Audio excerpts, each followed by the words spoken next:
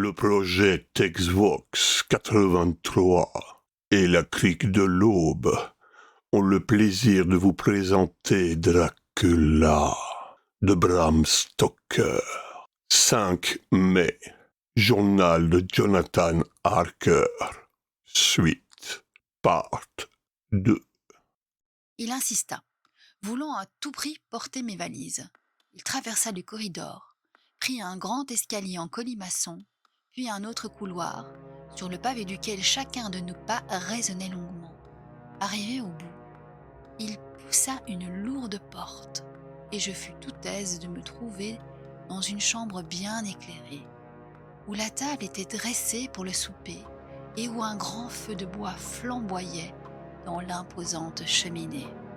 Le comte s'arrêta, déposa mes bagages, ferma la porte et, traversant la chambre, se dirigea vers une autre porte qui ouvrait sur une petite pièce octogonale éclairée par une seule lampe. Je n'y vis aucune fenêtre. Passant par cette pièce, mon hôte alla vers une autre porte encore, la poussa et m'invita d'un geste à franchir ce nouveau seuil. Ah, l'agréable spectacle! C'était une vaste chambre à coucher, bien éclairée et chauffée elle aussi, par un grand feu de bois. Visiblement, on venait de l'allumer, mais il ronflait déjà dans la haute cheminée. Ce fut encore le comte lui-même qui apporta mes valises dans cette chambre. Puis, il se retira. Il me dit au moment de refermer la porte: « Vous désirez certainement, après ce voyage, vous reposer un peu et changer de vêtements. J'espère que vous trouverez ici tout ce dont vous avez besoin. Lorsque vous serez prêt, revenez dans l'autre chambre. Votre souper vous y attend. » La lumière et la bonne chaleur, la courtoisie du comte aussi, tout cela semblait avoir mis fin à mes angoisses. Rassuré, je m'aperçus tout à coup que j'étais à demi-mort de faim. Je fis rapidement ma toilette et retournai dans l'autre chambre, comme m'y avait invité le comte. Le repas était déjà servi. Mon hôte, appuyé à l'un des côtés de la cheminée, me désigna la table d'un geste aimable. « Je vous en prie, » dit-il. « prenez place et soupez à votre aise.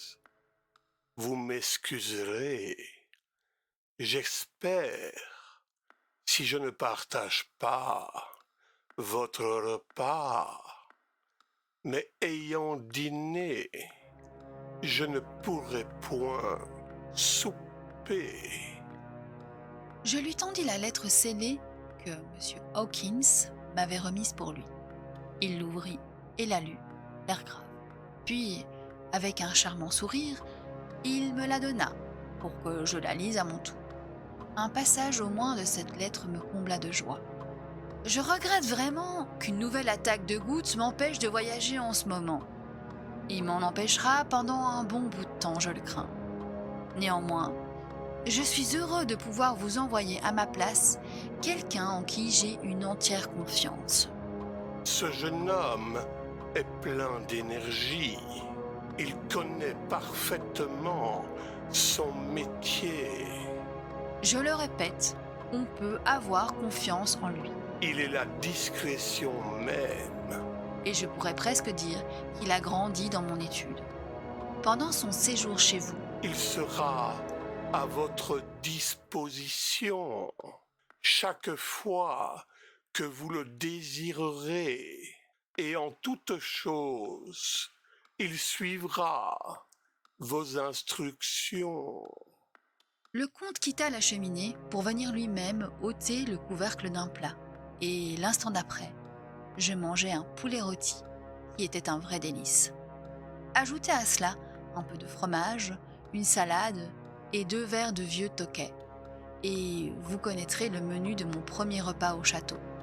Pendant que je soupais, le comte me posa de nombreuses questions sur mon voyage, et je lui racontai l'un après l'autre les incidents, pour moi étranges, qu'il avait marqués. Quand j'arrivais à la fin de mon récit, j'avais également terminé mon souper, et mon hôte, en avant exprimé le désir, j'approchai une chaise du feu de bois pour fumer confortablement un cigare qu'il m'offrit, tout en s'excusant de ne pas fumer lui-même. C'était en vérité la première occasion qui m'était donnée de pouvoir bien l'observer, et ses traits accentués frappèrent.